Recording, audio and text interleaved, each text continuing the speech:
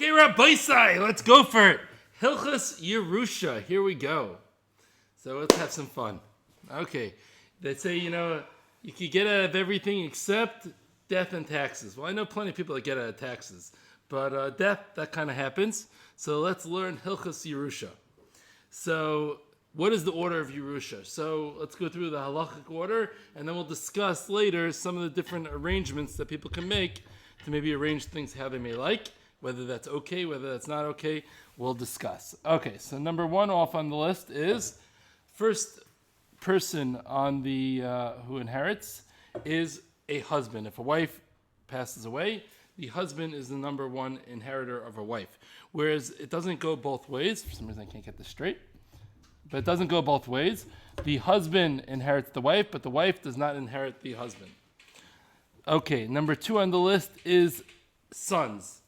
If there is no husband, or it's the man who passes away, so the next inheritor is going to be the sons. The sons inherit, and the daughters do not inherit. So it all goes to the sons, and Bechar aside for a second, it'll get split by the sons equally. If there are no sons, let's say one of the sons actually, and if let's say one of the sons already passed away, the second generation son already passed away before the first generation father. So it goes to that son's, his children, his sons. And they will split the father's share. We call perstripes. I believe is what's the official term in English for that type of way of dividing. There's per capita and perstripes. We do perstripes. I know it's spelled. I think that's how it's pronounced. Okay. Next. No, I do. This is my nighttime job. Okay, so fine. If there's no sons, it goes to the daughters. And once again, if one of the daughters passed away, it goes to that daughter's sons. And then if that, etc. Now, if there's no sons and no daughters and no husband, it starts going up. It goes to the father. So the father will be the next one to inherit. If there is no father, so it goes to the father's sons, who would generally be the brothers, the paternal brothers of the deceased. And if the father has no Yorshim, so it goes up another generation to the father's father. And then it goes down. Eventually, you're going to hit somebody where there's going to be some Yerusha, except the case of a ger with no relatives. Outside of that, you're always going to eventually hit somebody. So that's the Seder Yerusha. Now, even though the wife doesn't inherit, the wife collects the ksuba. However, the rule is that if before the wife decides to collect the ksuba, and it's usually in her best interest not to collect the ksuba, because she gets to live off the estate. So the estate has to pay for her food, her housing, her medical bills, her clothing. If she lived her life at the standard of cleaning help, she gets cleaning help. That is all provided for. Those basic necessities are provided by the state. However, she does not have the ability to go and sell things. She can't sell assets. And she can't give gifts to people because she doesn't own anything. It's just she has the ability, she has the usage. It's similar to, in the world of trust, something called a SLAT, which is a spousal lifetime access trust, which for the Americans, yeah. So that is where the wife has the ability to use the assets, but doesn't have any bailus on the assets. Okay. Once she decides she wants to collect her ksuba, then she takes her ksuba and loses those rights. But in the high majority of time, it's not in her best interest to take the ksuba, so she usually doesn't. What about life insurance? Does Hilchos Yerusha apply to the benefits of a life insurance policy? So definitely a term life insurance policy, which is when there's no investment element to it. I just pay a small amount to be able to get a death benefit. So there is no Yerusha because it is not the husband's money or the father's money that's being divided to the beneficiaries. The husband put in whatever money he put in, and then the life insurance company has sent money directly to the beneficiaries. And that is not Yerusha, because it didn't go from the father to the children. It went from the life insurance company directly to the children. So Hilchos Yerusha doesn't apply. something called a cash value life insurance policy, which could be whole life, IUL, regular universal life, variable life, whatever it may be. Different types of cash life insurance policies. If you know what I'm talking about, great. If not, okay. There it's a little bit more complicated, but Lemaisa the Pashas is still the same thing. Yerusha does not apply, because similarly from the way that the contracts are worded, it seems to be that the insurance company is paying the beneficiaries directly, completely, and there is no Yerusha applicable. Joint accounts, something which is very common in all regular countries, to my knowledge, is something called a joint account. Very often, a husband and wife, they have a joint bank account. Or a house is owned jointly. There's two names on the deed, the husband and the wife. So in such a scenario, let's say the husband dies. Now, does she inherit the husband? No. Now, the way that it works in secular law, in America at least, and I assume everywhere, but definitely in America, is that when the husband dies in a joint account, bank account, or house, the husband's ownership dissipates, and you're left with the wife's ownership, and the wife now owns 100% of that bank account or that asset, that house. So in such a scenario, and we don't say that 50%, it's not like a partnership. When you have two partners that own a property, two business partners that own a property, and one dies, what happens is that 50% of the ownership transfers to inheritance. But when it's two spouses that have a joint account, what happens is the living spouse gets complete ownership of that account. That's how it works in America, and I assume other places as well. Now, what does Halacha have to say with that? We don't really have a precedence for such a concept in Halacha. So how do we view it in Halacha? So according to Rav Feivel Cohn and Rav Zalman Nechemia Goldberg, they say that Halacha will follow the secular law here, and that is how it was designed. This joint account or joint ownership was designed in a way that when one of the spouses passed away, their ownership just dissipates, and Halacha will follow suit to that, and there will be no Yerusha. Okay.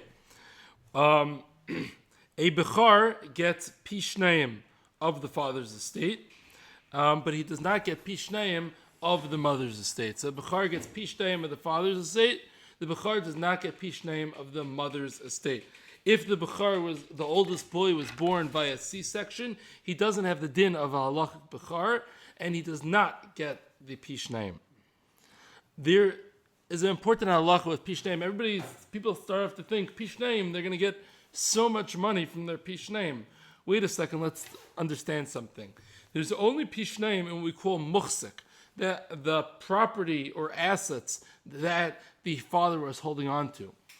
Whatever is roi, for example, let's say the father lent money out, and it's roi that money is supposed to come back to him. He's expecting money that will come back. That money that comes back after he died, there is no pishnaim on that money. That is divided. Equally. The Bechar gets an equal share. Okay, fine.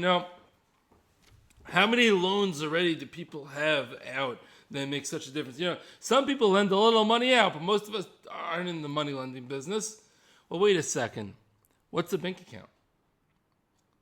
When I have money in a bank account, do I actually have money in the bank? If it's a safety deposit box that I have money in, so it's my money, it's just locked in a safety deposit box. That, the Bechar is going to for sure get Pishnaim.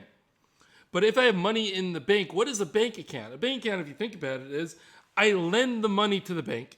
They go and use it. They invest it in whatever they invested in. And then whenever I show up, I can show up and say, can I please have my money back? And they return the loan. They pay back the loan. On demand, maybe, but it's a loan that's being paid back. So a bank account is not considered muhsik. A bank account is right, and a Bechar does not get pishnaim in money that's in a bank account. Now, what if it's an Israeli bank account where there's a heter iska, or any loan scenario that has a heter iska? Now, the way that a heter iska, without getting too involved in Hilchos Rivets right now, is instead of, even though it seemingly is a loan, the way that it's structured is half loan, half investment. Now, if I invest in an asset, there's pishnaim there, I own an asset. If I lend money, there's no pishnaim.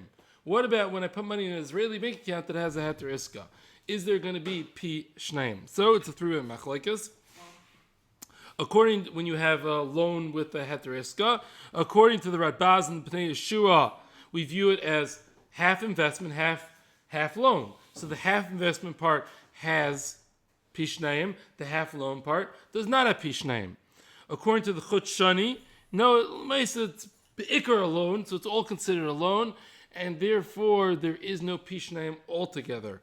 According to the Shvus Yaakov, since the investment, the loan is backed by an investment, so meaning the investment's like a mashkin on the loan, therefore we view it all as investment without getting too involved in the Hilchos Ribbis, and therefore we are going to make it all considered muhsik, and there's going to be pi shneim on all of it. The Piskei Choshen says that the way that banks are structured nowadays, it's for sure everybody would agree, all the opinions would agree that it's considered right and there's no pi shneim, because banks just take money from you and they go and they lend it out to the next guy. Because of that, without getting too involved in the Hilchos Ribbis, that would be considered right. And nowadays, bank accounts, according to everybody, there's going to be no pi shneim. However, if you lent money to somebody, let's say for a real estate deal, you lent money to a real estate syndicator, not where you invested it. You lent the money, so there, I think the conventional psak nowadays is 50% pi shneim, 50% muhsik. You have pi shneim on half of it, like the middle shita, namely the Chut Shani. No, that is a normal. Why? Because it's a heter iska. Do you know how the heter iska is structured? If you did it with a heter iska, if you lent money to a goyish real estate guy as a proper loan, then everybody agrees there's no pi shneim. The question is, when you structure it with the heter iska, how do we view that?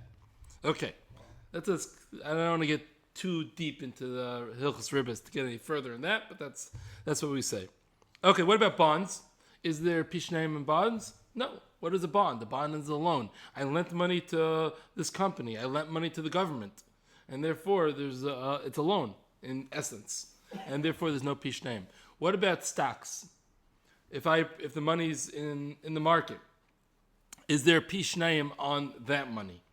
So simply, if you view it off the bat from a technical standpoint, when I buy a stock, I'm buying a portion of the company. It's an asset. I own the company. And therefore, there should be pi shneim. However, Rav Moshe Feinstein says that when it comes to stocks, unless you're like a major shareholder and you own 5% of the company, if all what you own is like a percent of a percent of a percent of the company, which is usually the case, so that ownership is not meaningful. You have zero say. It's not a meaningful ownership. And it's really considered like you lent money to the company, and when the company goes up in value, you'll get money back, and there's no pi shneim. Which is a chiddush over here, but I just want to let you know we need this chiddush for other areas of halacha. Because if it wasn't for this, we wouldn't be able to own stocks over Pesach, and not just food stocks. Every single company has a kitchen somewhere where they own chametz. So you wouldn't be able to own any stocks if it wasn't for this, because you're owner of chametz, and don't think it's only Pesach that this would be an issue. It would be you're not allowed to do business with treif. You're not allowed to earn schar Shabbos. So if we really considered you to be an owner of stocks, it would be a problem, and you wouldn't be able to own it altogether. So we actually rely on this chiddush of Moshe in general that you're not a real owner of stocks. So at what point are you? So this is actually where it's a little. The question that was asked: at what point are you really considered an owner? So I think until 2 years ago, this question was a lot easier to answer than now. Up until 2 years ago, the answer was when your say means something, when anybody cares about your say, so that's when it's meaningful. But if nobody cares about your say, it's not meaningful. Now, there was recently a case with Elon Musk and Tesla, where all the minority opinions got together, all the minority holders, usually minority holders, their vote is worthless and nobody pays any attention to.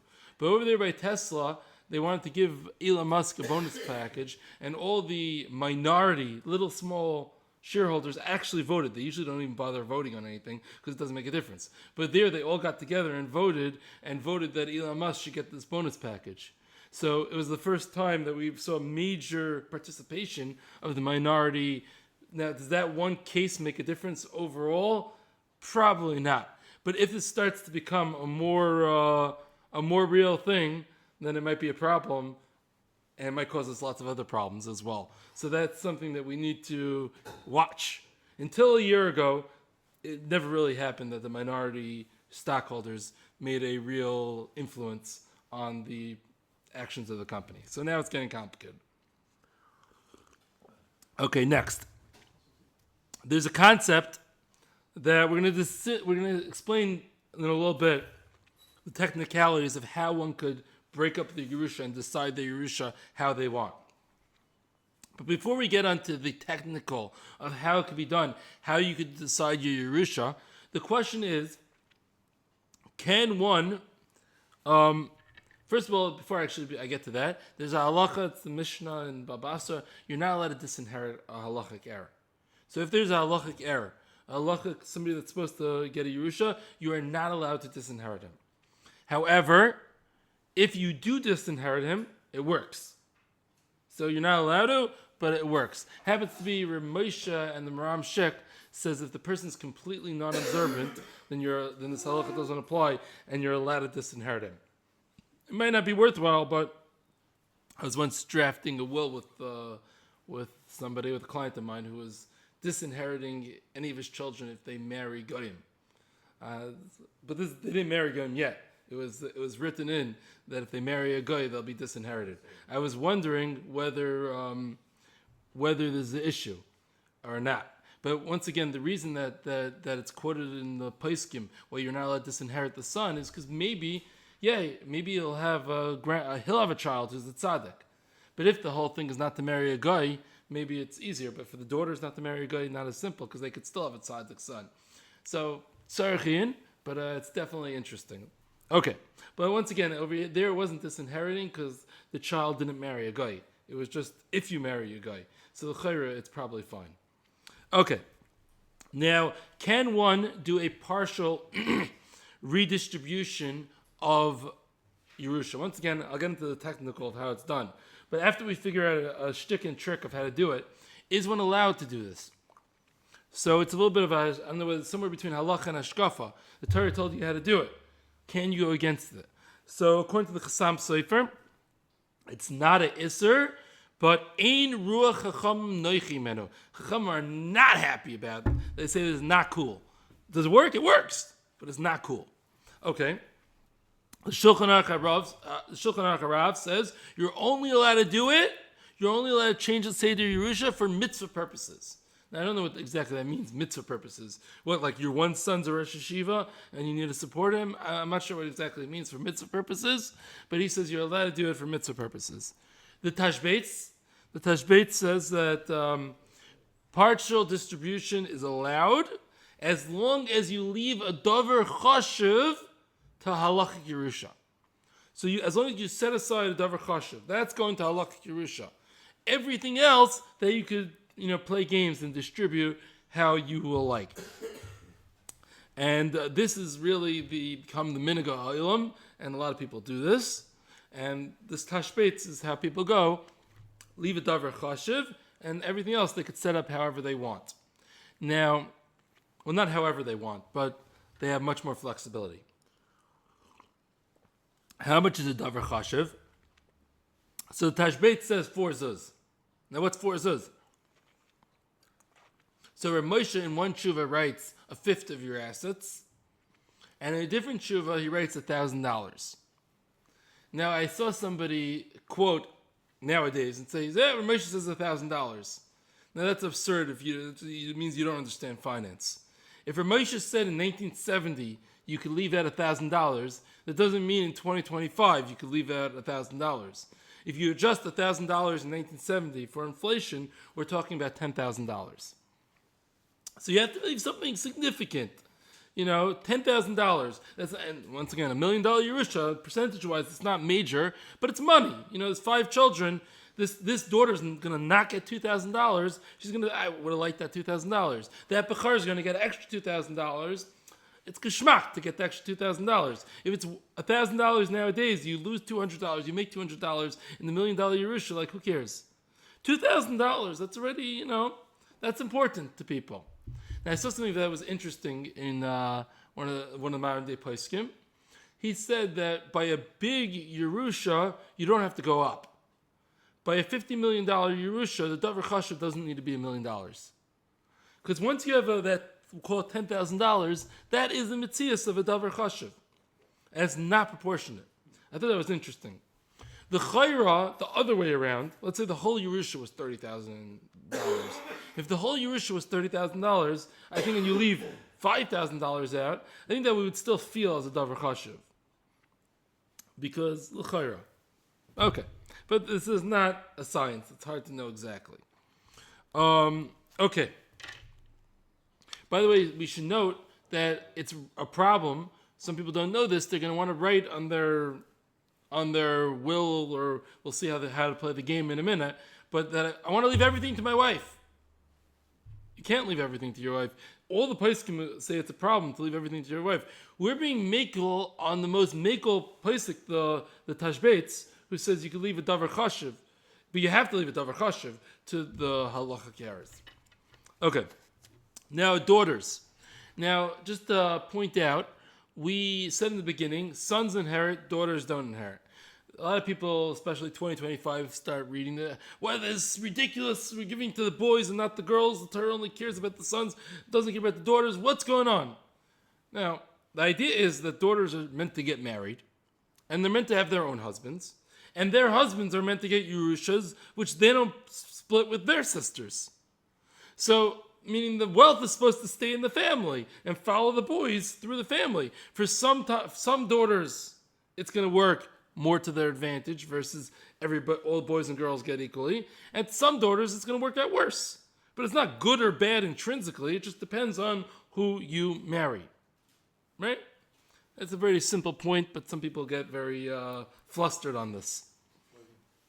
Now, there was an old practice already. This is already, the Ramah brings it down, but I think it dated earlier than the Ramah even. I'm not sure when it started. There's something that they write which is called a shtar chatzi zachar. We're going to get into later on how the technicalities of that shtar works. But what it means is shtar chatzi zachar is a shtar, a document, for a half male document. Because the minhag was they would give the daughters half a men's share. They were going to use the devices that we're going to discuss soon to give the daughters half the son's share. Now, why did they do this?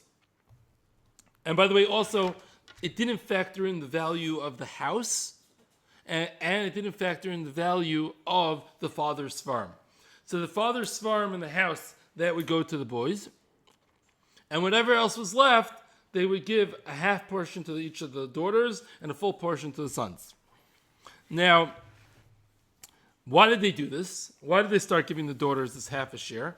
So the Nachlas Sheva and the Minchas Yitzchak explain the reason why they did this was because it was to prevent the shidduch crisis. If there's a girl who's in the shidduch market and the father's alive, so the father's going to give a dowry, he's going to pay some money. The father dies, who wants to marry her? She doesn't have anybody to pay for anything. But you don't have to deal with the father-in-law. I hear you don't have to deal with the father-in-law, but Kesav Yana Sakol. So, Lamaisa, to make her attractive in the shidduch market, we would give her this cash as a dowry, and therefore she would be able to get married. Now, nowadays, a lot of people want to give their daughters a full portion. The son gets a portion, so the daughter should get an equal portion. That's how a lot of people think nowadays. Now, is this a good idea? Is this a bad idea? So Rizal Nehemiah Goldberg says, the May says, as long as you leave a davar chashiv for the boys, for the halachic heirs, do what you want. You want to split it up, give the girls an equal portion? Gesundheit, go for it.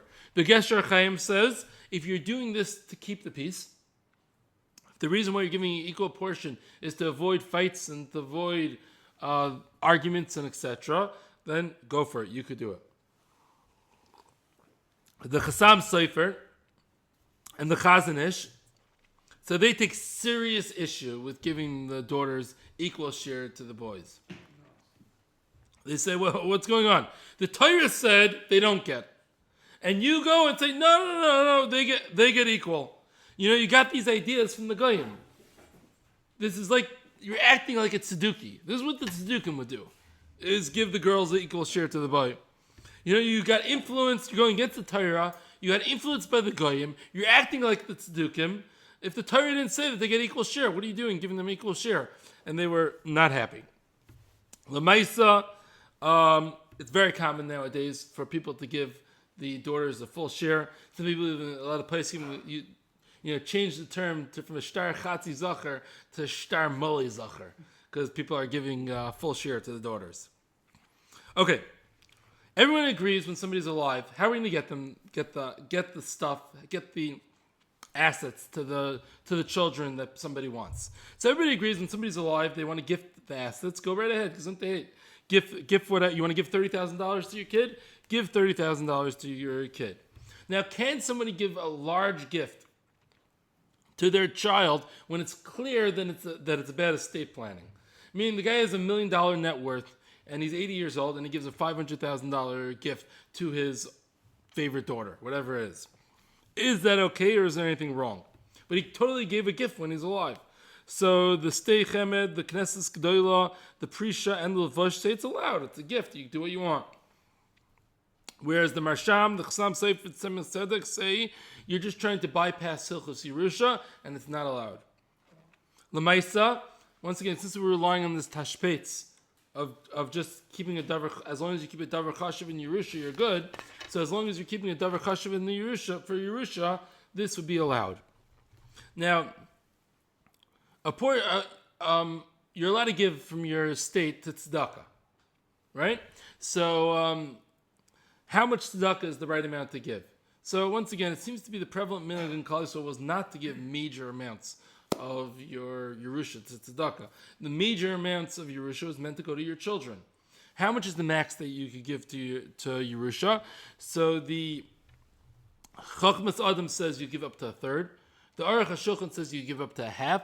The Shulchan Aruch Harav says if you have a big Yerusha and plenty of money to go around, then you could give even more than half. Okay, now we said that you shouldn't disinherit people. I spoke to that already. Okay, fine.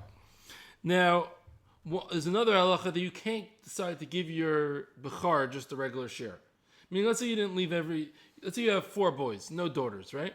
And you just want to give everybody equal. You can't do that. You have to leave that davar chashuv to regular Yerusha, and the rest you give that equally. And you can't compensate in your will to make it equal. Don't make a will with the way however we're going to do it, describe how to do it. And by the time that it's done, they're all going to be equal because you left the davar chashuv. No, the bechar is supposed to get really more in that davar chashuv. Fine. Next. So how do we actually affect this transfer? How are we going to transfer the assets over? So when you transfer assets, you need a kinyan. Yerusha is automatic. But how are we going to get these items over? Could we use a secular will? Does a secular will work? Is there a way to make the secular will work in halacha that's what should be followed? Because there's a lot of people out there that write a secular will and do not write a halachic will. I'll just little plug here. Write a halachic will, you'll stop tons and tons of machlekes. There's great families out there with the nicest kids ever who ended up in the biggest machlekes it could be because you wrote no will, that's the worst, or you wrote a secular will and the boys contested it in a bezdin, and the girls didn't want to go to a bezdin, and the family was ruined. Write a halachic will, write a secular will, go to a firm attorney, there's a lot of them out there who will set it up for you, who will be in your best interest. And once I'm just discussing this to get it slightly off the point, write a medical proxy, somebody to be your agent to deal with, especially in America, to deal with to have the rights to make the medical decisions. You don't want the hospital choosing your medical decisions. What the hospital calls medical ethics and quality of life, halacha calls murder. So therefore, you want your children to make the the decisions, go to the Aguda website, download the medical proxy, and sign that. Give them the medical power of attorney to your children, and you'll be much better off that way, and they won't kill you. Okay, put that aside. Fine. Next. And by the way, in Eretz Yisrael, I don't think you need the medical proxy, but make sure you're there with your old parents in the hospital, because the doctors in Israel also believe about medical ethics, which means murder. So the Chalani doctors here also believe in murder, but I don't think you need the fancy medical proxy to stop them. I think the kids are able to stop them, but you have to stop them. So 90-year-old in hospital by himself, when he's very weak and sick or whatever, is prime candidate for medical murder. It's a mitzias. Okay. Weiter. Now, how are we going to get this to work? So, do secular wills work? So maybe it's a matna shchiv mira. There's a concept that matna shchiv mira doesn't require a kinyan. If a shchiv mira says give 25% to him, 25% him, it works. We follow his directive. So maybe matna shchiv mira. The problem is most people that write their will, there's somebody I forgot the name of the sefer. I wrote it down earlier, who says you should write a will when you're 50 years old. So most people write a will, they're 50 years old, maybe they wait until they're 60 years old. But usually you're not writing a will when you're a shchiv mirah, so the chayra that wouldn't work. However, there's a chiddush of the Maram. The Maram says there's a concept of mitzava machmas misa. If somebody gave these instructions when they were thinking about death, even if they weren't on their deathbed, it has that same rule, and it will take effect even without a kinyan. However, the vast majority of poskim reject the Maram. The Ramas directly goes against the Maram, and we don't hold the Maram, and therefore we cannot rely on this mitzava machmas miso / shchiv mirah heter. That will not work to rely on a will. Okay, maybe we could rely on the will. There's a concept called a situmta. A situmta is like some form of minhag of closing a deal, maybe a handshake or a signature nowadays, something that the minhag says that closes the deal. So maybe signing a will is a situmta, and therefore we should rely on it, even without a proper halachic kinyan. So maybe we could say that. So this actually, by the way, seems to be the shita of the Radbaz, and the Radbaz would rely on any secular will for this reason. The problem, however, the question mark on this shita is, when exactly is the items transferred to the children? There's a technical problem, meaning the second that the person dies, the halachic Yerusha takes effect. A will is designed only after Misa. So when exactly it takes effect is a little complicated. But I'm going to get back to that point in a second. Rav Moshe has a whopping chiddush. Zakt Rav Moshe that what's the whole purpose of kinyan? The whole purpose of kinyan is to prove Gemiras Das. Right? When you write a will and you have it signed by the grantor, the one who wrote the will, and you have it signed by the attorney, is there any greater Gemiras Das than that? It's a clear Gemiras Das, and therefore a kinyan isn't required. Quite a chiddush for Moshe. You transfer the items without a kinyan, because we got the Gemiras Das, which is what counts. So Moshe therefore says you can rely on a secular will. Now, I'm still unclear even within Rav Moshe how the kinyan part works. Like, when is it transferred? It seems to be it's transferred after death, but it kicks in before, maybe because, Lamdanim, tell me if you agree, the chalois that transfers the ownership from the father to the son was already hovering there from the time that the will was written, and it will get him there before the Yerusha chalais, so to speak, transfers it to the children in a halachic fashion. Does that make sense? Maybe. Okay, fine. Weiter. So another option, as by the way, most of the poskim, Rav Elyashiv says no way on this. Most of the poskim say no way on that Rav Moshe. Maybe we should rely on a will because dina machusidina. The din of the land, this takes effect, so we should rely on it. And apparently that's the reason why the Rivash relied on a secular will. However, this is also very difficult, because we generally only rely on Dina de Mechusadino, on something that the government has a vested interest into it being followed. Something that's generally for like the greater will of society, the benefit of society, so to speak. Over here, the government doesn't care. If you would write up your own will, Lefi Halacha, nobody cares for that to take effect. That's fine. So it's a little bit difficult to say that Dina Mechusadina requires you to follow the secular will. It's not simple. Okay, perhaps there's a mitzvah, kibbut aveim. You saw what the father wants. The father wants you to divvy it up all equally with your sisters. Yeah? The father wants you to divvy up the Yerusha equal with your sisters. And now, that's what you got to do because your father said so, kibbut aveim. And maybe that's why a secular will should take effect. What's the kinyan? No kinyan. Meaning, what this would be saying is that it goes to the sons, and now the sons are meant to give up from their portion of the Yerusha and give it as a matana to the daughters, to be mekayim the will of the father. Yeah? However, there's two problems with the suggestion. Number one, Bezdin can't enforce you to do a mitzvah. This son who just got the extra $2 million, I could just hear him saying, Bezdin, don't you want to do kibbut aveim and give over $2 million to your sister? He's like, nah, I'll learn Mishnayos Lili Nishmas my father. That's for sure what the guy's going to say. And Bezdin can't do anything about it.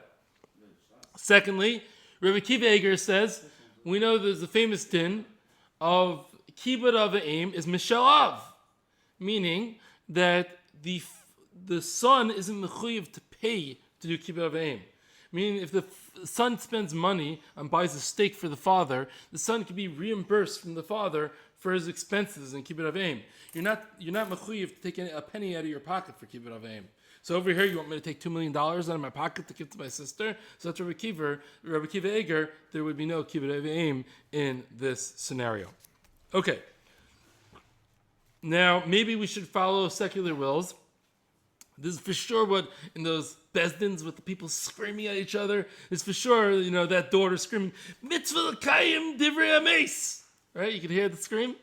So do we say mitzvah l'kayim divrei ames over here? By the way, there's going to be screaming if you don't write that halachic will. Write it. Mitzvah l'kayim divrei ames. Yeah? So, does that actually apply here? So there's actually a four-way machlokes as what you need to be mechayiv you a mitzvah l'kayim divrei ames. According to the Mechaber, it only applies to assets that were already handed over to a third party, a shlush. It has to be out of the father's estate. It has to be out of the father's possession for there to be mitzvah l'kayim divrei ames.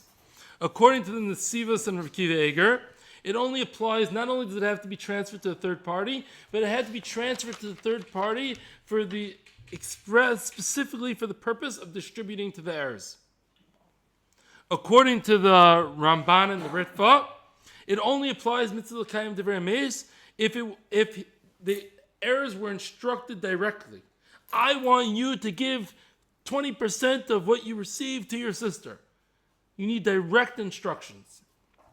According to the Shach, you need either the second opinion, like the Nesivos and the Rav Kiva Eger, that it's biyad shlish for the specific purposes, and a third party for specific purposes of giving to the heirs, or you could do like the Ramban and the Ritva of instructed directly. Either way. Now, a secular will doesn't mean any of this. Because secular will, a standard will, it's not handed over biyad shlish. It's still in possession of the father. And what a secular will generally says is 25% to my two boys and two daughters, 2 sons and 2 daughters, 25%, they should each inherit 25%. That's not a direct instruction to any of the kids. I want you to give half of your Yerusha to your sister. And therefore, it would not qualify for mitzvah l'kayim divrei ames. Now, the Achiezer explains, what's the requirement, what's the reason for the mitzvah l'kayim divrei ames only applies if it's handed over biyad shlish to a third party. It's to prove that the father had gemiras das. Zakt Achiezer, Reb Chaim Oizer, that a will proves you have a Gemiras Das, very similar to the Ramosha Chiddush that we said earlier. A will proves Gemiras Das. And since the will proves that there's Gemiras Das, even though it wasn't handed over, we'll still say mitzvah l'kayim divrei ames. Now, most poskim do not accept that chiddush. Okay. Furthermore, we would need the will to say that I want you to give your sister. That it wouldn't be good enough if the will said, the sister gets. Yeah. Once again, because then the sons could claim, I don't hold that shita. You really need it to be enforceable. It would have to work according to all the shitas. Fine. Kimli is a big thing in Bezdin. It makes the world very complicated. Okay. Fine. Fine. Based on this, do not rely on a secular will. Write a halachic will. Now, if somebody didn't write a halachic will, and they only wrote a secular will, which is very common, l'maisa, is it binding? So, we just gave a whole list of arguments why a secular will is not good enough. But l'maisa, Moshe and the Achiezer both say that the minhag has been for a long time to rely on secular wills. So apparently that is the minhag. Now, what's going to happen, l'maisa? There's a secular will that says I want all my children to divide it equally. And then the boys go and bring the daughters to Bezdin and say, that will's ineffective, it's against halacha. We want to collect. What's going to happen? So, in Bezdin, most of the time, you're going to end up with a pshara. Because there are the Ramosha camp, by the way, who says you can really rely on the secular will. And there's the Chassam Sofer camp and the Rebbe Yoshev camp that's going to say that if you collect from the secular will, you're over the Geneva. So usually when you go to Bezdin, you're going to end up with some form of a pshar. This is a Geshmaka story. But it doesn't help that because you still do half Geneva according to those shit. Yeah, correct. But Lamaisi, you had a Bezdin that Paskin, so you're correct. There's no right answer. Okay, great story. There was a couple that was driving somewhere upstate New York area, somewhere on the highway, and there was a lot of traffic, and one of them needed to go to the bathroom. And there's a lot of traffic. There was a while to the rest stop, and there was like a little pull-off road from the highway. They pulled off onto this little road, and they drove, and it reached this Christian cemetery. And they saw by this Christian cemetery when they got there, there's a little levaya, a little funeral going on in the cemetery. And they were embarrassed to say, they pulled up, there's like a security guard in the front, and they were embarrassed to say that they showed up at the cemetery to go to the bathroom. So he asked, what are you here for? They said, oh, we're here for the funeral. So I said, okay, fine. He took a picture of the license plate. He took pictures of both of their IDs and let them in. So they went to they show up at this Christian cemetery by the funeral. They lower the casket in. And they lower the casket in. And, they're there for like 5-10 minutes. And great, the funeral's over. There's like 25 people there or so. And they go to the bathroom, get back in their car, and continue back on the way to the bungalow colony. Then they, like 6 months to a year later, they get a summons to a New York judge. Now, what is it? They can't figure out what it's about. They both got a summons. So they show up at this judge, not knowing what it's about. And the judge asks, were you at such and such a funeral 6 months ago, a year ago, whatever it was, and is your name this, and is this your ID, and is this your name this? And they realized what it was. And they said, yeah. And the judge handed each of them a $100,000 check. And they got a copy of the will of the person that died. The person left in their will, and they said, I, Henry Goldstein, I survived the Holocaust, and I have no relatives. I'm giving $100,000 to everybody that showed up at my funeral, and the rest I'm donating to whatever charity it was. So now they have these $100,000 checks from Henry Goldstein, who survived the Holocaust, buried in the Goyish cemetery, and no relatives, as far as he claims, And what do you do with this money? Could you keep the money? So they asked Reb Zilberstein. That was their first mistake. They asked Reb Zilberstein, and Reb Zilberstein decided to bring it to Rav Elyashiv. So Rav Zilberstein brought it to Rav Elyashiv, and Rav Elyashiv said to keep that money is Geneva. You have to go look for a relative of this Henry Goldstein, and if you can't find a relative, you have to give it to a public tzedakah. So they looked for a relative. They couldn't find the relative. Went back to the concentration camps. Who knows how, when, what? They couldn't figure it out, and they gave it to whatever tzedakah. Now the mistake was that happened in America. They should have went to the Talmud of Rav Moshe. If they would have went to the Talmud of Rav Moshe, I think they would have been able. They might have been able to keep it. What about the fact that he was buried in the Goyish cemetery? They didn't have to move him or something? These people that got the $100,000, they have no right to move him. The courts will never let him move him. This guy arranged his own burial in the Goyish cemetery. These people have no authority over him. So it is what it is. It's a Nebuch story. This guy was probably totally, unaffiliated or whatever. But that's the story. It's Geschmack story. Fine. Weiter. What if so Lamaisa, once again, if there's a secular will and no halachic will, so according to Rav Elyashiv, the people that want to collect with the secular will, it's Geneva. According to Rav Moshe, you probably could collect from it. Sorry, I don't get it. Why does the charity help? So, why does the charity? stealing? No, once again, it's not stealing if it's for the general tzibur. That's what you're supposed to do with money that we can't figure out what to do with, I guess. Why? Well, you should give it biyad shlish until Eliyahu Navi. Well, keep it yourself. I'm just saying.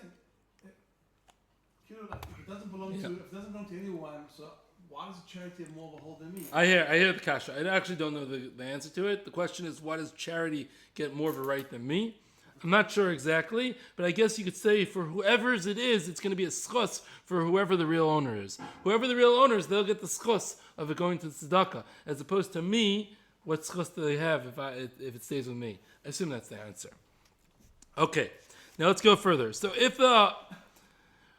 if you are error l'maisa, you should try to probably best to follow the wishes of the father, the deceased. Now, what if the assets are in a trust? Now, this is very interesting. We don't have a lot written from the previous achreinim in trust. Not much in the Torah on trust. What if the assets are in a trust? So let's break this down quickly into the different types of trust. Or should I just save this for next week? Because I have quite a bit left. All right, you know what? I'm going to call it here. And we'll have to take it up next week because we have too much for this week. But thank you for listening.